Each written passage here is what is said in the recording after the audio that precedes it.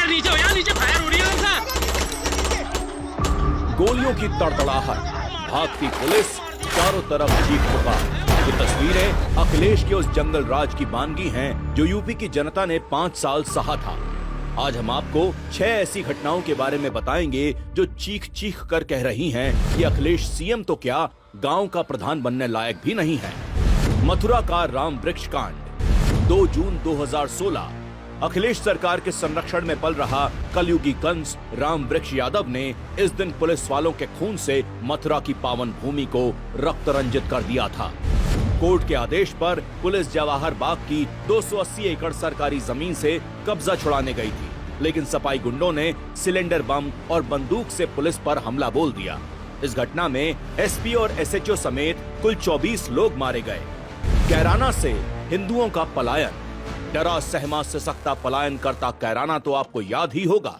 ये अखिलेश काल वाला 2016 का कैराना था। इस काल में खास समुदाय के अपराधी हिंदू व्यापारियों पर दिन दहाड़े गोलियां बरसाते थे, पलायन के लिए मजबूर करते थे, जिससे डरे सहमे सैकड़ों हिंदू अपना घर छोड़कर भाग गए। हिंदुओं के घरों में सिर्फ ये 4 शब्द लेके होते थे, ये मकान बिकाऊ है। हिंदू बिलख रहे थे और तुष्टीकरण में अंधा गूंगा और बहरा बना अखिलेश सिर्फ तमाशा देख रहा था। पत्रकार को जिंदा जला हत्या। जून 2015 इस तारीख को शाहजहांपुर के पत्रकार जगेंद्र सिंह को जिंदा जलाकर हत्या कर दी गई थी।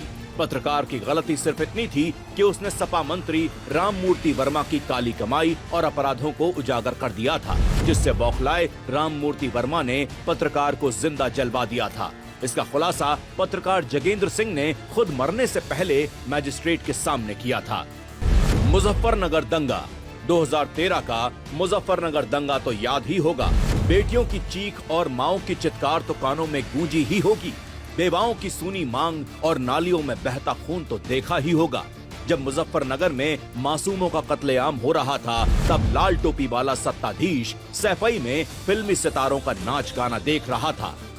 बुंदेलखंड क्राइसिस। साल 2015 का बुंदेलखंड क्राइसिस यूपी कभी नहीं भूल सकता। जब यूपी के 50 जिलों में सूखा पड़ा था, बेबस गरीब अनाज के एक एक दाने के लिए तरस रहे थे, तब अखिलेश अपने पिता मुलायम सिंह का जन्मदिन सैफई में महोत्सव के रूप में मना रहा था। जनता के टैक्स के पैसे से नेताओं को 56 भोग परोसा जा रहा था। सूखे की मार झेल रहे किसानों की चित्कार जब इन समाजघातियों के कानों में पड़ी तो 23 और 28 रुपए के चेक देकर उनकी मजबूरी का मजाक उड़ाया था। बदायूं रेप कांड। साल 2014 में 2 नाबालिग लड़कियों के रेप के बाद मर्डर की घटना ने तो यूपी को पूरे देश में शर्मसार कर दिया था।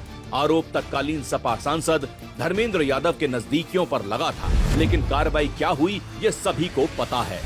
सपा शासन में महिलाओं पर खुलेआम हैवानियत होती थी और शासन प्रशासन अखिलेश के घुटनों में बैठी नजर आती थी।